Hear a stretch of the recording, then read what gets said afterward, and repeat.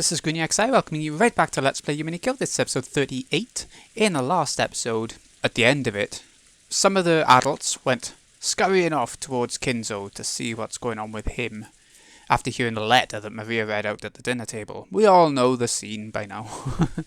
And the kids were around trying to figure out who gave the letter to Maria, but I don't know if we'll go back to that because we've seen this in another arc or two. So anyway, let's get going. Without even being allowed to wait for dessert, we were chased out of the room. I heard that, in the end, our parents were unable to get Grandfather to respond. Well, I hate to say it, but I feel like giving Grandfather a high five right now. He was probably pretty satisfied with how his strange letter had given his children a good shock, since they'd all been so infatuated with the inheritance problem while Grandfather was still alive. I also felt like our despicable parents had gotten what they deserved in all this confusion. But I couldn't really say that I was feeling great. I felt all sulky. Apparently, Grandfather hadn't seemed concerned with the whole thing, but he also hadn't denied anything about the letter either. When talking about the witch's letter, Grandfather's name kept popping up. If Grandfather knew that someone was stealing his name, then considering his character, he'd probably be mad with rage. But even though Grandfather now knew the contents of that letter, he coldly ignored it. So, did that count as a silent yes? Aunt Eva and Dad were trying to interpret the letter in their favour, their greed clearly visible.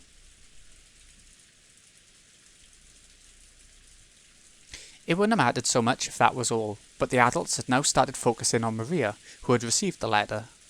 They kept pounding her with questions about who had given it to her. Maria repeated over and over again that she had gotten it from Beatrice, but there was no way such a mysterious person could have sneaked onto the island. After all, this island's small, and there's no one living on it outside the Ashuramaya family household. Maria kept repeating that she'd gotten it from Beatrice, no matter how many times she was asked. The adults seemed to think she was trying to trick them, so they didn't hold back and questioned her until she broke out in tears.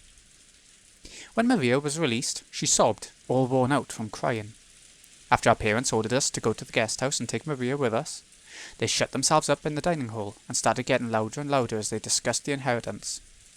It seemed that, because of that strange letter, Uncle Krause's chances of becoming the next head might have been reduced to a blank slate. And in exchange for accepting him, my dad and the rest were trying to swindle Uncle Krause out of a lot of money, or something like that. Disgusted as we were, Jessica and I were happy to move over to the guest house. We didn't want to be under the same roof as those filthy adults, their heads so filled with thoughts about money. George and Nikki pleaded on our parents' behalf, saying that he wanted us to understand them. Understood his reasoning. No matter how filthy this talk of money was, it wouldn't go away if it just closed their eyes to it. But even so, how could they sink so low as to overtly fight over the money of the dead?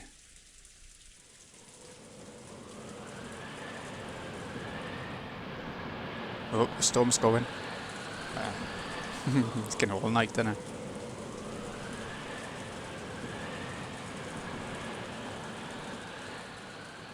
I've said it before, but I love the pacing of this arc so far. It's just speeding through all the shit. Maria had cried herself dry and was hiding in her bed. She hadn't even twitched for a while, so she was probably sleeping. Who in the world gave that letter to Maria-chan? George Nissan? You can't ask her that anymore. Isn't it fine to say that Maria got it from Beatrice and leave it at that? After all, we don't want to make her cry any more than this. Even though we said that, we couldn't clear away a gloomy feeling. There are only 18 people on the island now. The thought that somewhere in the rain, a 19th person gave Maria-chan that letter and is now hiding somewhere doesn't seem realistic at all. Most likely, somebody got Shannon or someone to put on the dress from that portrait and cleverly got Maria to go along with their story. Though, in Maria's case, just seeing the dress would probably convince her that it really was Beatrice. Maybe it doesn't really matter who handed her the letter. The important thing is who sent it. The point is that Grandfather wanted to cause an uproar by assuming the name of the witch. Seriously, that old geezer's good at riling people up. The most likely answer is that our occult-loving Grandfather was playing around, handing a letter over to Maria, who shares the same hobby as he does, in such a dramatic way. Though he failed to give any thought for what Maria would have to go through, making it a pretty shitty thing to do. Seriously, messing around with Maria's pure heart? It doesn't matter who handed the letter over. Maria says she got it from Beatrice, so let's treat it that way. I agree. Let's do that. To Maria-chan, Beatrice is kinda like what Santa Claus is to most kids. Whether we're dealing with some non-existent 19th person or Santa Claus, as long as we all acknowledge them, they'll at least exist inside Maria. I see. Guess it can be important to lie to a child to protect their dreams. What's up, Jessica?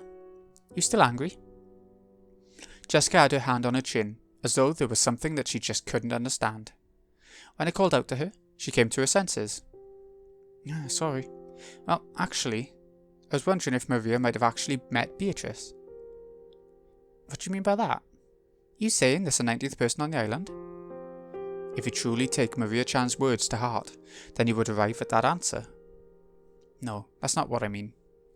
I'm talking about the story that someone we don't know has been living on this island since long ago.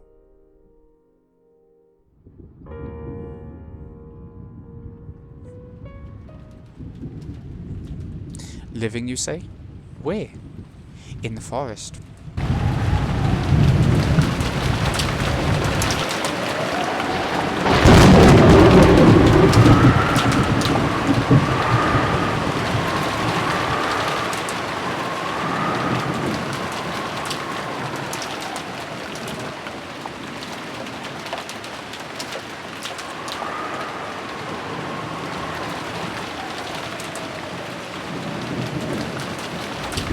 The adults were gathered in the dining hall, spending a very long time continuing the discussion that had been started by Beatrice's letter.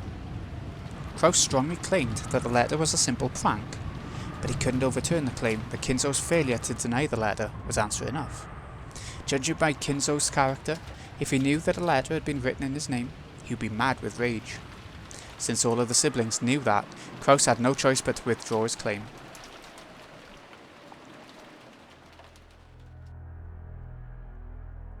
Without even having to summarise it, the contents of the letter were simple. The person who could solve the witch's epitaph would receive the headship and assets. This did a lot of damage to Kraus, who had been sure that he would receive the headship, and was better news than the rest of them, who had already given up, could have hoped for. However, there were some points that worried them. The person who solved the epitaph was not limited to a member of the Ashiramaya family. Taken literally, anyone, no matter how doubtful their origin, might receive the headship. And furthermore, this meant there was a chance that all the Ashiramaya family's assets would be stolen by some unknown person. In that sense, it was definitely not a situation where even the other siblings could afford to lower their guard. Had this letter come from an assassin sent by Kinzo, calling themselves Beatrice? Or was this a scheme of some unknown person trying to steal the Ashiramaya family's wealth? They still didn't know the truth, but they could say one thing for certain. Maria had received this problematic letter today on this island. In other words, someone planning something to do with the letter was on this island today. Had it been set up by Kinzo, one of the 4 siblings, or maybe some unknown person? No matter how much they suspected each other, they couldn't reach a conclusion. After getting tired of bickering with each other, they finally reached the extremely obvious conclusion that doubting each other was just a waste of time.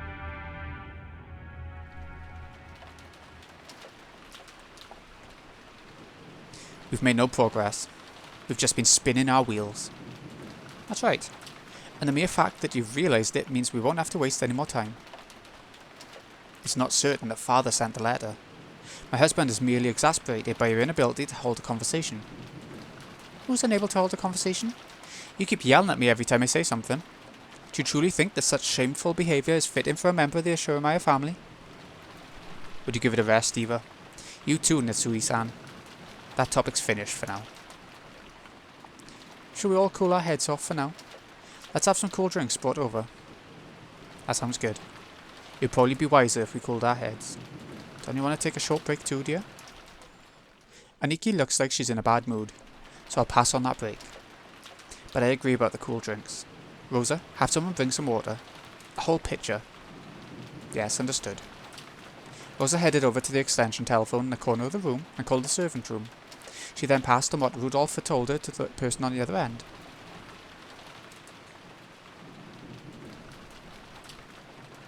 The vicious bickering up until now vanished as though it had been a lie. That silence continued until Goda finished setting the table and retreated from the room. Is there anything else that you require?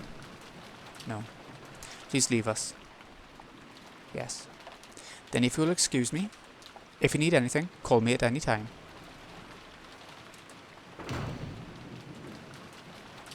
After listening to the sound of Goda's footsteps disappear into the distance, everyone took a deep breath at the same time to break the tension. Sure is raining hard.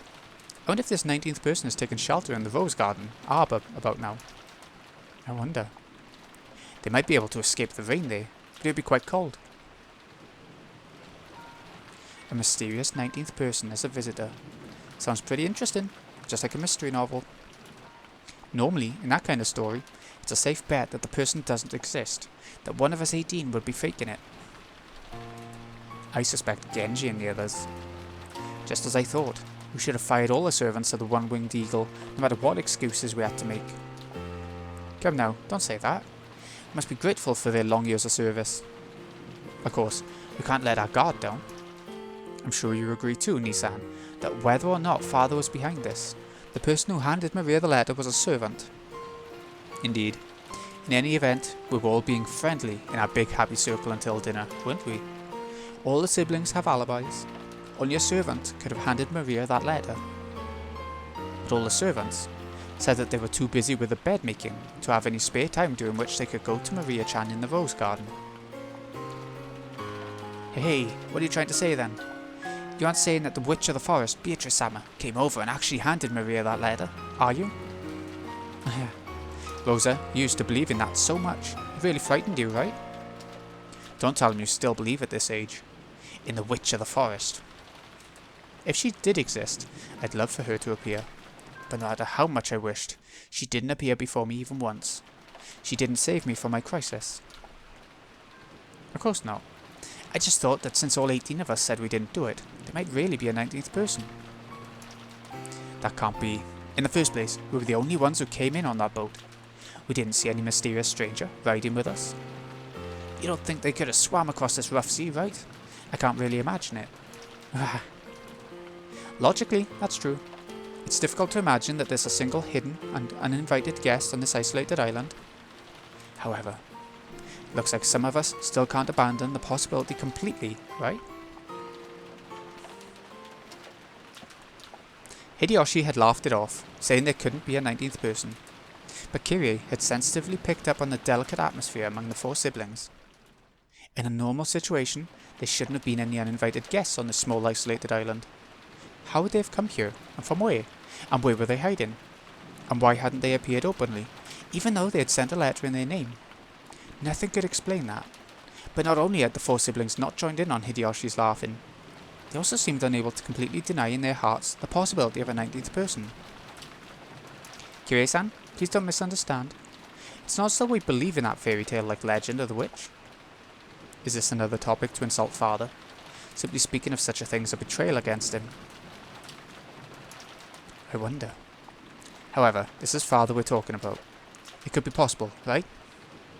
I don't know anything. What's this? What's this? Why has everyone gotten so gloomy? What are you talking about? In short, the legend of the witch isn't a joke, but a fact. That's ridiculous. Of course, nobody believes in some witch riding a broom and flying in the sky. But the woman in that portrait, Beatrice, might really have existed on this island. Hideyoshi-san, it looks like we aren't talking about a witch, but something a little simpler. So it must be something like this. Everyone suspects that Father had a mistress named Beatrice secretly living somewhere on the island. Is that it? Father was always exemplary at keeping strictly to the rules. It's completely inconceivable that he would bring something so filthy onto this island. Natsui snapped at them immediately, but it looked like the four siblings, including Kraus, didn't agree. On the contrary, they appeared to think Kinzo wouldn't even have hesitated to do something like that. From the beginning, it had been whispered that Kinzo had built a mansion on this island, specifically because of the existence of an entrancing mistress. I'm sorry, Natsui-san. I know how much you respect Dad, but that rumour started a long time ago. He handled the construction on this island entirely on his own. People have always guessed he had some contraption or secret room set up in this mansion that only he knew about, and it's always been whispered that somewhere hidden on the island there's a secret mansion none of us know about. I see. This island might look small on a map, but it's quite large for just the Ashramaya family to live on. So people have suspected that he built a secret mansion somewhere in the uncivilized forest for his mistress to live in. That would be quite a large-scale scheme. In the beginning, people thought there might be somewhere inside this mansion. That there might be a hidden basement, with a fabulous hidden room, where the witch in that portrait was secretly hiding. After seeing that intricate auto lock on Dad's study, it isn't too hard to imagine, right? After all, Father did spread the rumour that a large amount of gold was hidden somewhere by some mechanism. I wouldn't be surprised if there existed some hidden room inside this very mansion that none of us knows about yet. When Mother was alive, she would often scour the entire mansion, searching for Father when he wasn't anywhere to be found. Mother also suspected that Rudolph just said. She believed there was a hidden door or stairway somewhere, and that this blonde-haired mistress was hidden behind it. It's hard to believe, but there are some actual examples in other countries of people cheating with someone over a period of several decades by making them live in a hidden attic room. Furthermore, Kinzo had a mansion this extravagant. It's possible to suspect the existence of a hidden room. From what I've heard, the legend of the Rokkenjima witch was just a fairy tale made up to scare children away from the uncivilized forest. But it's starting to sound like there's a little more to the story. As you know, this is a lonely island without anything but the Ashurmaya mansion on it. When Rosa and I were little brats, on stormy nights we got so scared by the sound of trees rustling in the direction of the forest. We had this crazy delusion that something weird might be looking out at us from between those trees. It's only natural for a brat to think of stuff like that. But when Rosa and I complained about it, some people figured it was more in the brat's imagination. Isn't that right, Aniki? Yeah. Nisa and I thought you might have coincidentally spotted Father's mistress, living in secrecy on this island, as she went out for a walk when no one was looking. Of course, Mother felt the same. Even among the older servants, you often heard that ghost story about how the witch of the portrait wanders the mansion at midnight. Outwardly, I laughed it off as just a ghost story, but on the inside, I suspected very much that it hinted at the existence of a hidden mistress. In that case, you're saying that the existence of a 19th person might not be completely ridiculous? That they might actually be somewhere around here? Sounds like one of those devil proofs Rudolph's always talking about. It might be possible to prove that there is a 19th person, but it's impossible to prove that a 19th person doesn't exist. Shouldn't we continue this discussion under the assumption that there's a person named Beatrice hiding somewhere on the island? That's a good plan from the perspective of risk management. It's probably much more prudent to say she might exist, rather than saying she couldn't exist. I see. Sorry, I was a bit careless. Rosa-san, sorry for laughing just now. It's fine, I don't mind. Hideyoshi apologized deeply for taking the worst case scenario lightly, despite calling himself the president of a company.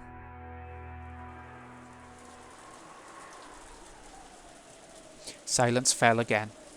Preparing for the existence of a 19th person would mean, in effect, acknowledging the presence of some unknown person hidden on the island. And since this person might be planning something shady, it was only natural that the conversation would turn in an ominous direction. In the past, Father would sometimes suddenly disappear without telling anyone where he went. After all, he is a man who values silence. It wouldn't have been out of the ordinary for him to shut himself up in some library room after purposefully not telling anyone where he was going.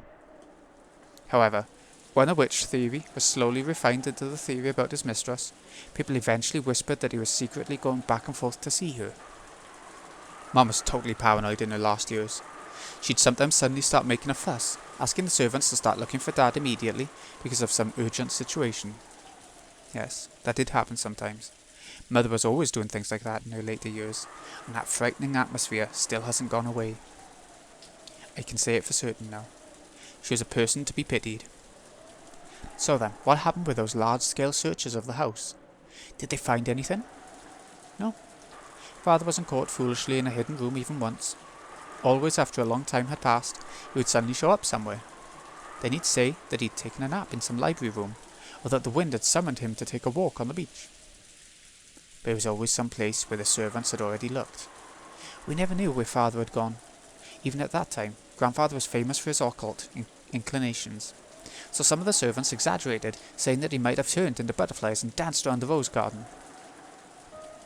So in short, Father frequently disappeared, and no one knew where he went. Yeah.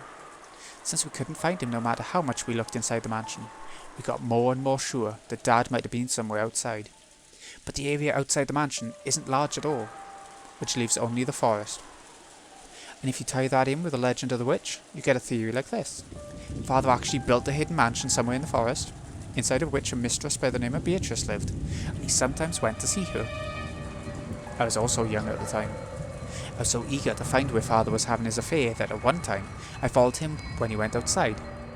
Of course, it was a failure. Every time Father went out, he was oddly intent on avoiding places where he might be seen, and was extremely careful to prevent anyone from spotting him. And he was extraordinarily earnest in his attempts to do so. But that actually made me sure he must have been going out for some reason that the members of his family couldn't know about. And that'd be going to meet his mistress, probably trying to avoid being seen. After seeing Hideyoshi nod and say yes, yes, as though this was quite obvious, Eva got a little sullen. Well, anyway, this island was like a sketchbook in which Father, with his Western obsession, could draw out all of his dreams. Everything about this island was exactly how Father wanted it.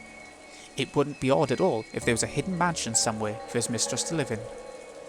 Eva's words spoke for what all the siblings had come to think.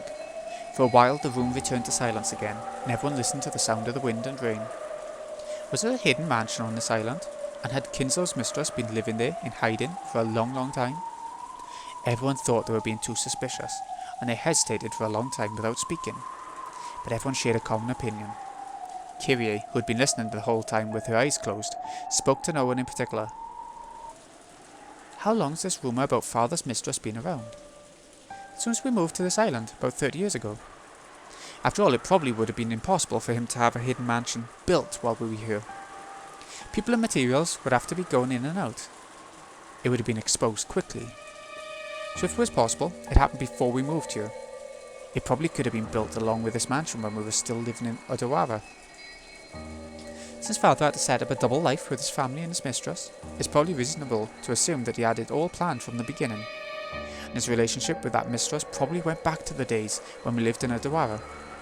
Sorry if I'm butchering that word, the name of that town or whatever, by the way. Probably. If, as Father says, she's the source of the vast amount of gold he used to gain the funds to resurrect the Ashurmaya family, we could probably conclude that they had a close relationship since Odawara. A relationship trusting enough for her to lend him a vast quantity of gold. I can't even imagine how old that relationship must have been.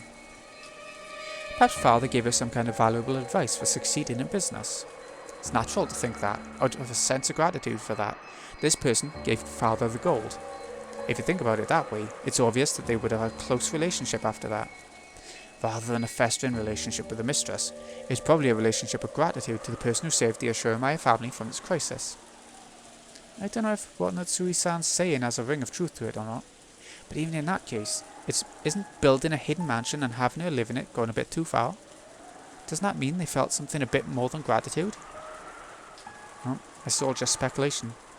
In the first place, no one's ever found that hidden mansion. Aniki, you were planning on expanding this island into a resort, right? As you were doing that, you didn't manage to stumble on it by chance, did you? Maybe you even bumped into some gold there too. Do you think Rokkenjima is Treasure Island or something? Don't play dumb. We know that, although you say you're opening a resort, you've really been planning to investigate the entire island, right? Judging by all that trouble and confusion we were talking about earlier, you haven't been very successful, have you? I don't know what you're talking about. It's a misunderstanding. Isn't it perfectly natural that investigating this island would be the first step in turning it into a resort? Kraus tried to play dumb, but it was plainly obvious to his siblings, who knew him so well.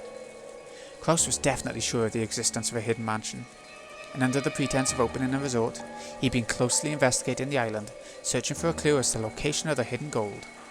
They couldn't tell whether that conviction was just him overthinking things, or whether it was based on some physical proof. Still, if Kraus, with all his guile, was sure, that was enough proof for the other siblings to be sure too. The story about a witch living in a forest is obviously a fairy tale, but the story about some blonde-haired girl living secretly in a mansion no one knows about in the middle of the forest isn't much better. That's right, that really would be just like a fairy tale. You like those, don't you, Rosa? Huh? Well, when the mansion was built on this island, Father was at the height of his prosperity. With his money, he could probably obtain anything, make any of his wild imaginings real. A mansion in the forest, where a witch quietly waits. It sounds like the kind of situation Father would like. Doesn't it? Like something from the occult or fairy tale? It feels like Dad's kind of hobby. On this island, on which the Ashura family had lived for 30 years now, a hidden mansion that no one knew about had been quietly built to house a witch, about whom nothing was known except what could be guessed from a portrait. Even this hastily thrown together theory might not be completely delusional, considering all of Kinzo's strange habits and his vast wealth. I'm liking this. We heard about this, the woman in a secret mansion in the forest, in other arcs, haven't we? But this is going into it in more depth and I'm liking it. It might not have been impossible for Father to build a hidden mansion to satisfy his dreams. However, let's be realistic. Would it be possible to house his beloved woman in that hidden mansion for decades without it becoming inconvenient? Well, if there was love, it could have been doable, right? Think of the facilities needed to let his beloved woman live healthily, and in a way that would satisfy Father. For example, even if it was on a small scale, it would have to be an intricate and pleasant residence. And it would probably need to have electricity, gas, running water maintained, as well as some people to see to her needs. Even cooking would be quite difficult. She would need clothes and makeup, the daily necessities. The needs of a woman aren't simple. Would it be possible to maintain all of that without any of the family or the servants noticing? When you say it that way, it sure sounds like a weak point in our theory. But that isn't enough to get rid of my feeling that Dad might have been able to do it anyway. After all, it's Dad we're talking about. That's right. It's our father. If Father wanted to succeed in an endeavour, he would succeed no matter what. Saying that something would be difficult for a normal person, and therefore impossible, doesn't apply when it comes to Father. Indeed, you should never underestimate Father. Father's madness can't be understood by normal people. I wouldn't put it past that, Kinzo. As long as you stick to this phrase, a considerable amount of credibility can dwell in any absurd story. However, that didn't cause the importance of what Kyrie had said to waver. This was different from stealthily raising a kitten in a cardboard box and keeping it a secret from her parents. Taking care of a person in secret over a period of 30 years would be an incalculably massive task. After all, Father's legend of the gold started before he gained possession of Rokkenjima. That'd mean his relationship with his mistress was over 30 years long. How old would that make her?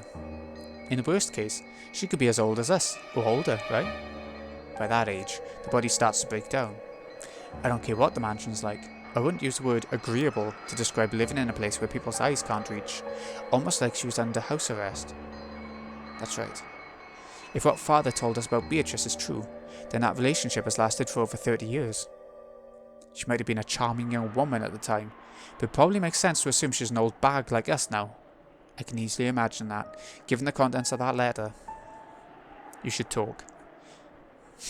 Cross laughed as if none of this applied to him. Of course, Eva was offended, but she didn't strike back. Quit it, Aniki. So if everything we're thinking's true, then she should be joining in on Dad's inheritance problem with her head held high. After all, there's a good chance their love was mutual, unlike with Mom. Even if she knows she's his mistress, she might also be proud to be his true wife. That's an insult to Mother. Yeah, sorry.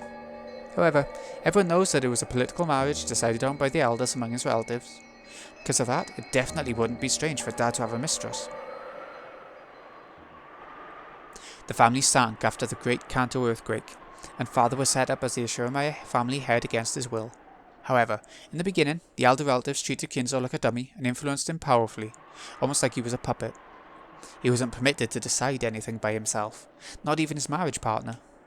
Ever since he met that golden witch Beatrice in those distant days, Kinzo's legend of the gold was quickly embellished into something dramatic. In other words, it could mean that Kinzo really did find a woman he loved. If she also knew the whole story, even if they weren't marriage partners, it wouldn't have been odd for her to consider herself his true wife inside her heart. And now, the person registered as his true wife was already dead.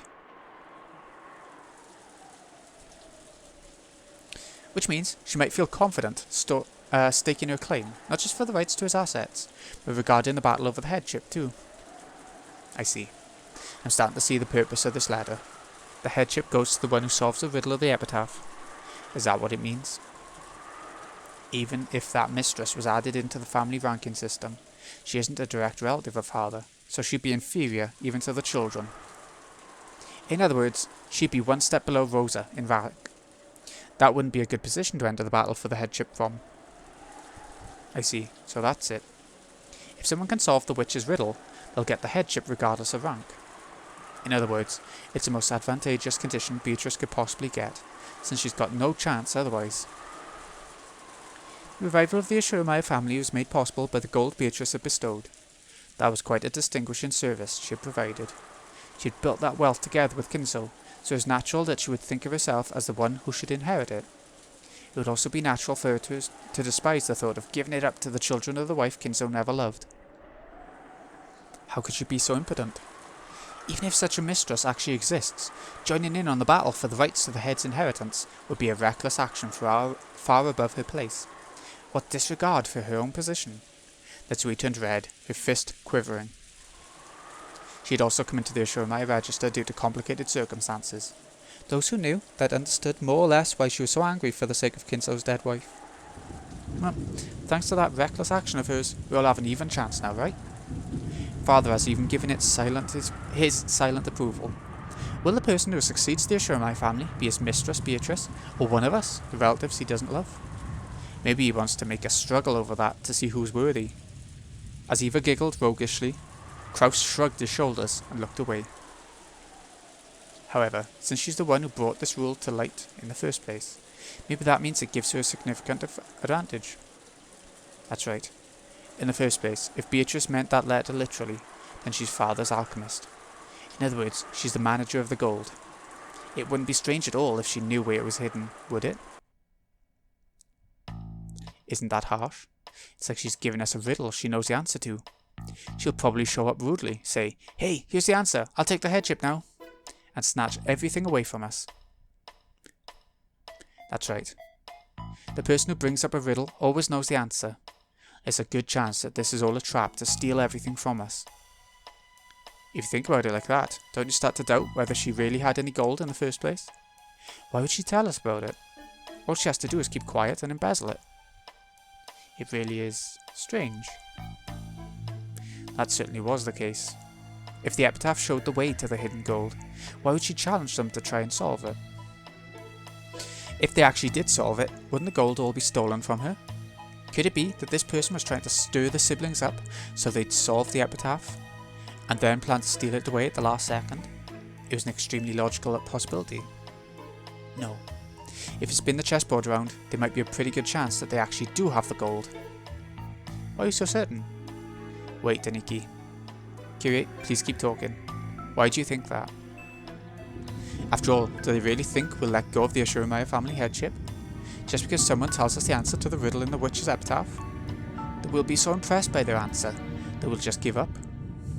Well, that's true. No way they're so naive that they assumed we'd just give up after being told the answer to a riddle. That we'd just say, "Here you go, hand it over." Of course, the headship of the Ashurmaya family is not something that can't be handed over so easily. That's it exactly. No matter how Beatrice might one-sidedly propose a game like this, even if she were to spectacularly show us the answer, there's no way we'd obediently hand over the headship. In other words, unless she has a compelling force in the form of challenging us to a game with equal conditions for us all, this won't truly count as a game. You're right. Unless the losers have no choice but to give up on the headship.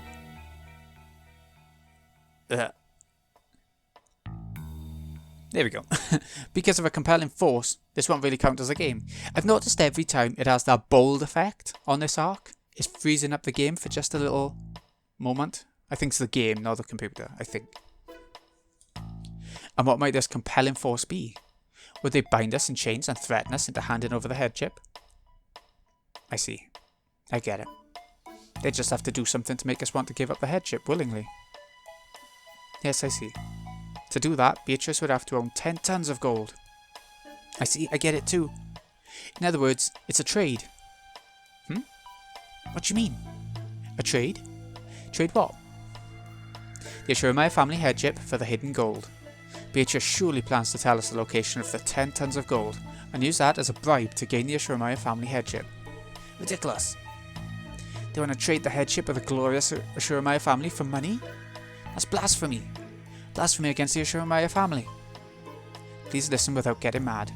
About how much wealth does this glorious Ashuramaia family have right now? Are we really that affluent? The definition of affluence is not dependent on property. It's about heart. Our financial situation has nothing to... Kraus interrupted Natsui as she started to go on and on emotionally. In this situation, the more she went on like that, the worse it would actually sound. Me aside, I hear your current situations are quite unfavourable. Really? I've heard that your financial situation's really bad too. Offering up more and more as collateral for new money to gamble with. Repeatedly dabbling in new gambles, unable to accept your losses. If we count what's going on behind the scenes, you're in even bigger financial straits than the rest of us. Just how much money have you lost, Nissan? You have no talent. Who are you saying has no talent? And what do you mean, financial straits? Natsui became indignant once more, but Kraus raised his hand again and interrupted her. It seems you are making a small mistake. Business is not something that can be judged based on current progress alone. For someone with a long-term outlook on business such as myself, it may sometimes appear at a glance that I have suffered significant short-term losses. Aniki, we've been collecting evidence. Your position right now isn't one to be proud of. So this is what Kyrie is trying to say. Every one of us has got money trouble, and Beatrice has 10 tons of gold. As the only person who knows the location of the 10 tons of gold, Beatrice is planning on using it to force us to sell the headship. But how much is 10 tons of gold worth? At a rough estimate, let's say 2 billion yen. No, 20 billion yen. With that much piled up, we'd be ecstatic to accept her as a successor.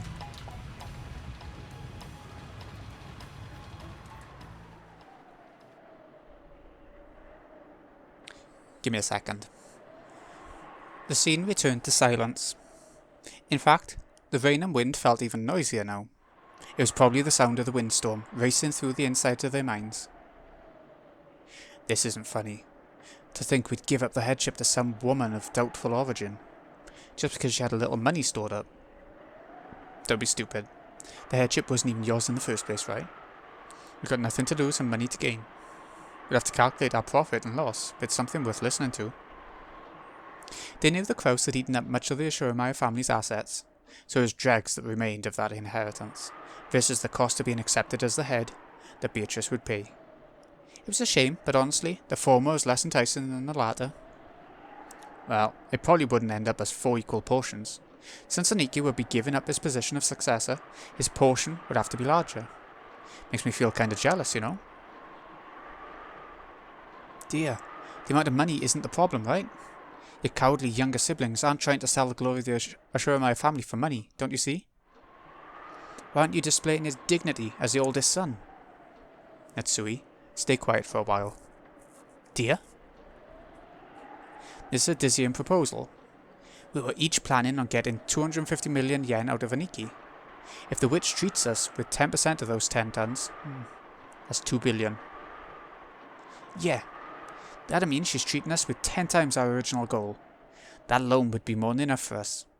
If it's not like I've got any attachment to the Ashuramaia name, I'd be happy to sell it off. Even if 10 tons is a slightly optimistic figure. Yes, it'd still be a fascinating prospect for us. We were trying to form an alliance among the siblings to kick this outsider called Beatrice out. But if this is her plan, it'll tear apart that unity between us. Yeah. By this point we can state it clearly. The goal of Beatrice's letter was to disturb our alliance.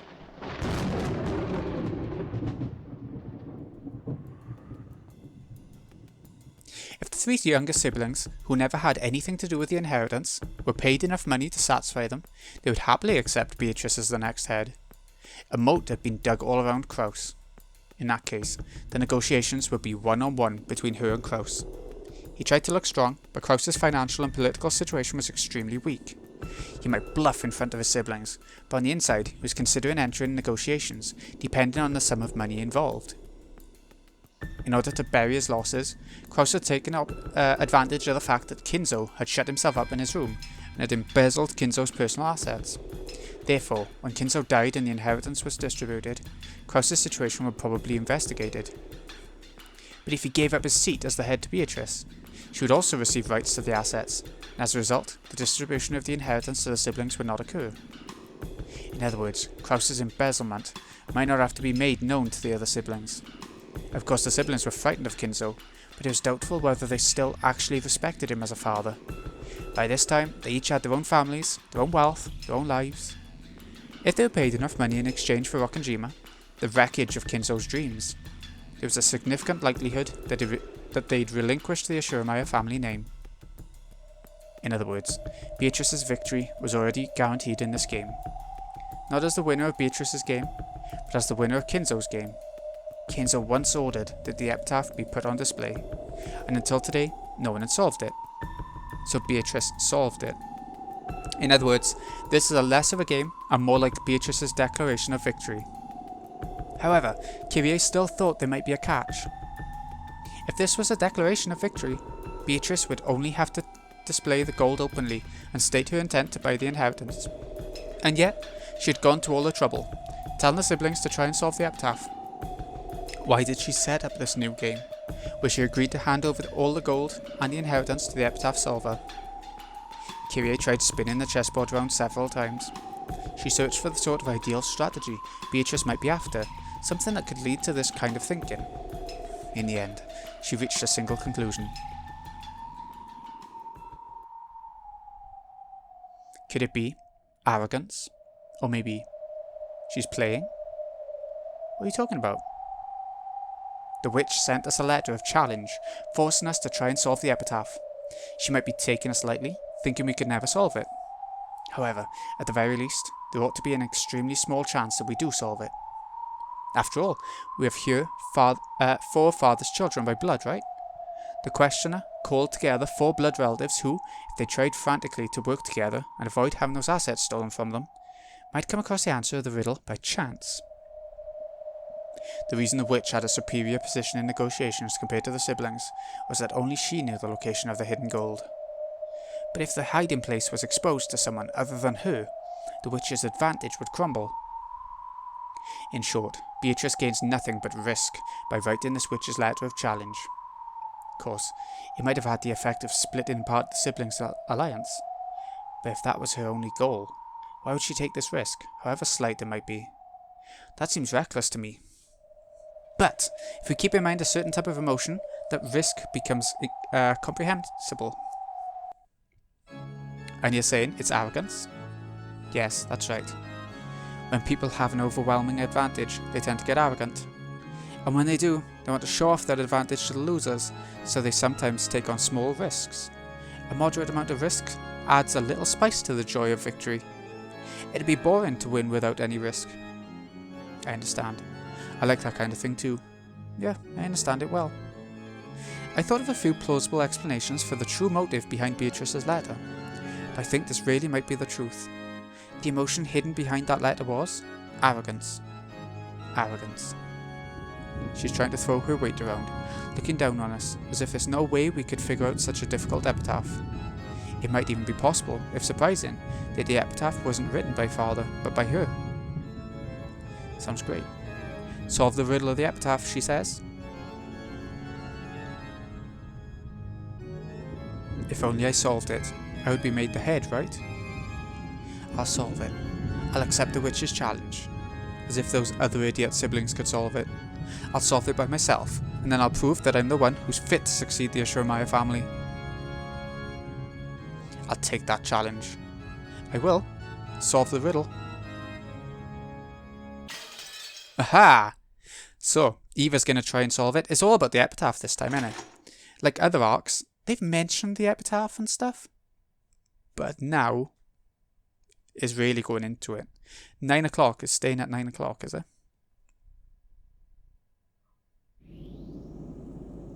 Ah, okay. So when we pick up next time, let's see what it shows before we cut things off. Right, we're going back to the witch and battler, Beatrice and battler. So, this has been Greeny XI.